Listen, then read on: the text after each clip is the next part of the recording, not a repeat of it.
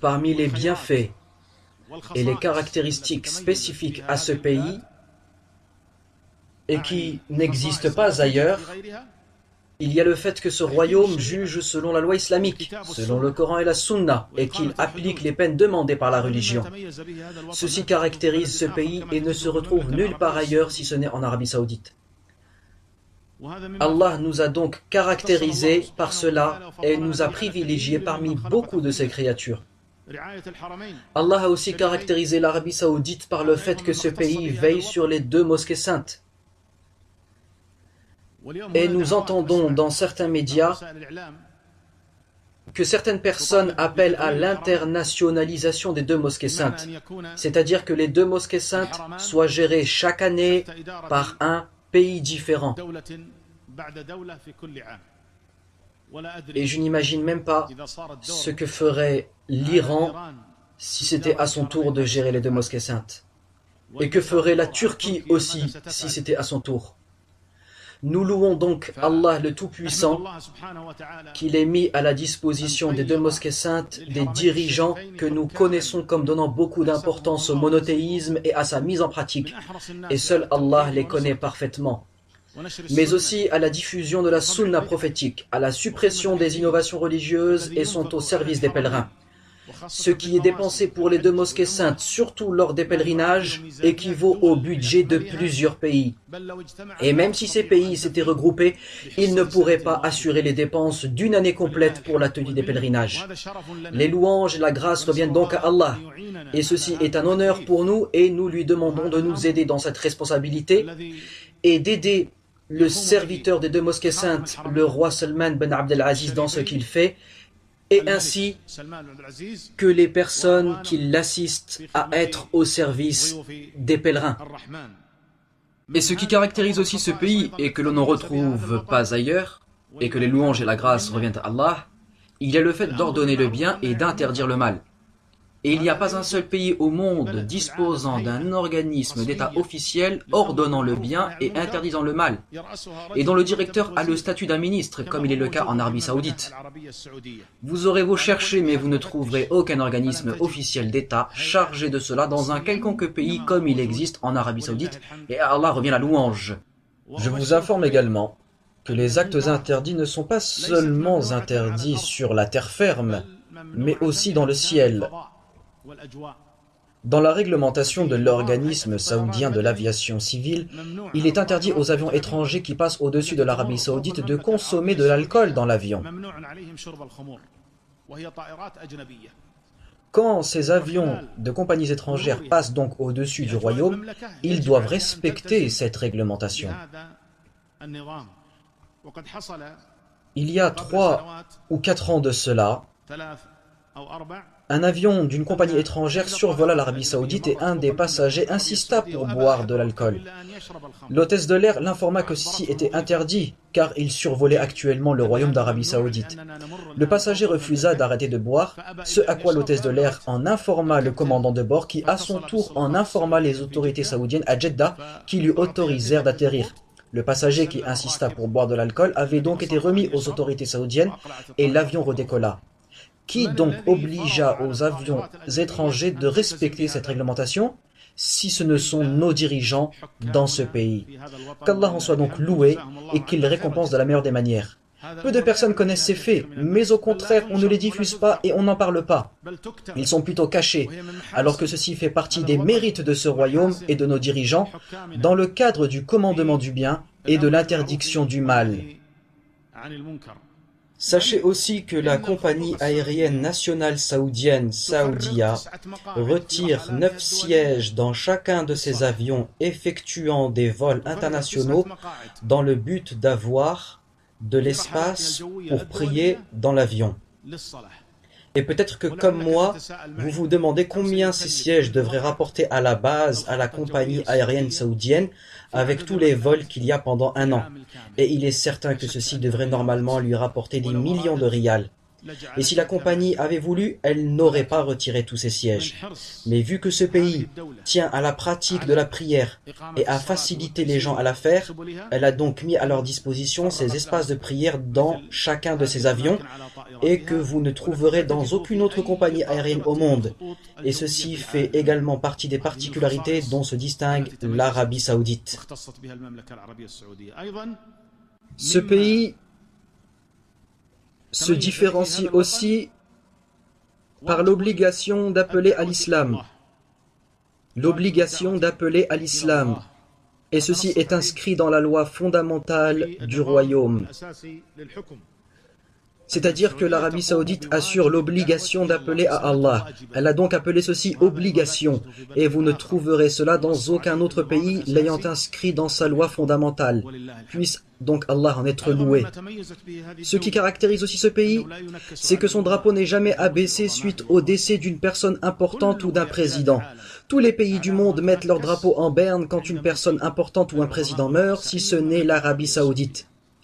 Et vous pouvez aussi voir cela devant le bâtiment de l'ONU suite au décès d'un dirigeant. Les drapeaux de tous les pays vont être abaissés si ce n'est celui de l'Arabie Saoudite sur lequel est écrit qu'il n'y a aucun Dieu ayant le droit d'être adoré si ce n'est Allah et que Mohammed est le messager d'Allah. Ce qui différencie aussi l'Arabie Saoudite, c'est que les magasins ferment quand arrive l'heure de prier, et ceci n'existe pas dans un autre pays. Et ce qui particularise aussi ce royaume, c'est qu'il est demandé à l'étudiante saoudienne qui part étudier à l'étranger d'être accompagnée par un homme de sa famille avec qui elle ne peut pas se marier. Et cet homme reçoit tous les mois un salaire de 7500 riyals saoudiens. Et tout cela est une aide du pays pour ses enfants, garçons et filles, afin de préserver leur honneur et faciliter leurs affaires. Connaissez-vous donc un seul autre pays au monde demandant à une étudiante de son pays qui part étudier à l'étranger d'être accompagnée par un homme de sa famille avec elle ne peut pas se marier? Vous n'en trouverez aucun autre. Et ceci fait aussi partie des particularités et de ce que réalise ce pays. Ce qu'il y a aussi de spécifique à l'Arabie Saoudite, c'est que ses dirigeants respectent les savants religieux. Vous verrez donc le serviteur des deux mosquées saintes, qu'Allah le préserve, visiter chaque semaine les théologiens. Assis à sa droite, l'honorable Mufti général du royaume, et assis à sa gauche, le grand savant Salih al-Fawzan, ainsi que les autres théologiens. Et ceci chaque semaine. Connaissez-vous donc un seul autre pays dont le dirigeant accueille et invite les savants religieux de la sorte? Non, il n'y en a pas. Et ce qui fait aussi de l'Arabie Saoudite un pays pas comme les autres et qu'Allah a rendu unique, il y a le fait que la nationalité saoudienne n'est donnée qu'à un musulman. Une personne qui fait donc une demande de nationalité saoudienne, il lui est demandé parmi les conditions qu'elle soit musulmane. Alors que les autres pays n'ont pas cette condition. Et ceci fait partie des acquis que l'Arabie Saoudite a refusé de changer face aux demandes de l'ONU qui appelle à la liberté religieuse dans certains de ses articles. L'Arabie Saoudite avait alors répondu qu'il n'y a pas de liberté religieuse dans le royaume, mais que la seule religion c'est l'islam, et que seul un musulman pouvait avoir la nationalité saoudienne. Et ce qui caractérise encore ce pays, et qu'Allah a distingué, gloire à lui et élevé soit-il, c'est que les partis politiques sont interdits. Nous n'avons pas chez nous de partis politiques et d'élections présidentielles. Nous avons au contraire une seule communauté, un seul groupe et un seul dirigeant.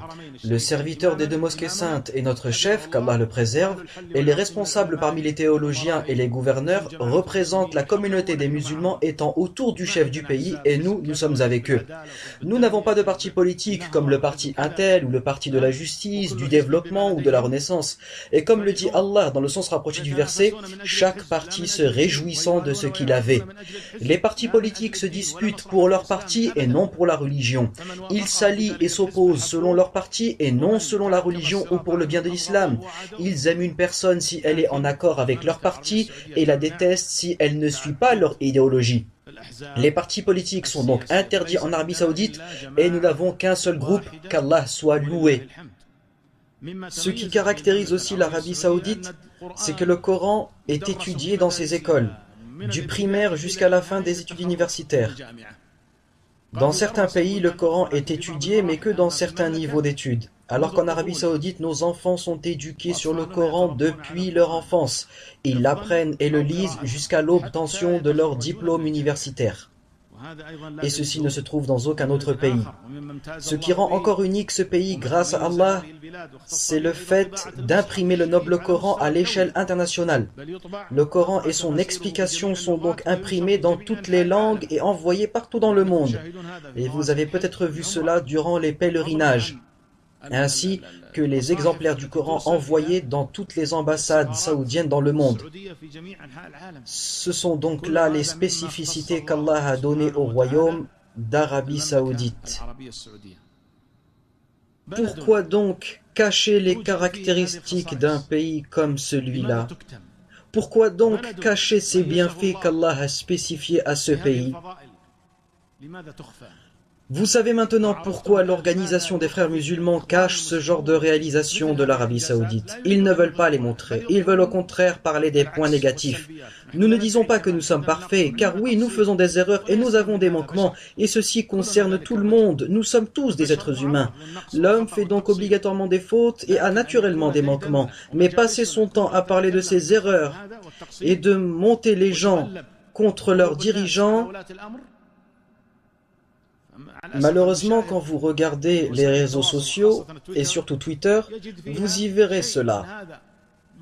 Il y a certains mots-clés, hashtags, qui sont lancés dans le seul but de pousser les gens à être contre ce pays, de savoir ce que les gens en pensent et en disent, de les pousser à propager ces erreurs et qu'ils en parlent entre eux. Et le problème, c'est que quand tu te mets à parler de ce qu'Allah nous a permis de réaliser en bien, et que cela fait partie en plus des bienfaits dont il faut parler et dont il faut remercier Allah, on t'accuse alors de caresser dans le sens du poil le pouvoir. Si tu fais les éloges et dis du bien de l'Arabie Saoudite par rapport à des choses réelles qu'elle fait en bien, on t'accuse alors de vouloir faire plaisir au pouvoir, d'être un agent de l'État et des renseignements généraux, d'être un suiveur de Sheikh Al-Jami, d'être des services secrets ou quelque chose de ce genre. Ou comme nous entendons tout le temps dire, un tel travaille avec l'État. Qui donc a poussé certains des jeunes à réfléchir comme ça? La personne qui dit donc que du bien de cet État est traitée de flatteur et de collaborer avec l'État. Alors oui, je suis avec l'État, et où est le problème? C'est au contraire un honneur pour moi. La personne qui t'accuse donc ainsi, dis-lui que tu es fier de travailler avec cet État et de le soutenir. Mais toi qui t'es écarté de nous, pour qui travailles-tu en fait? Pour la Turquie? Ou pour l'Iran? Ou pour l'organisation terroriste des frères musulmans? Pour qui travailles-tu en réalité? À qui as-tu fait allégeance? Retourne-lui donc la question.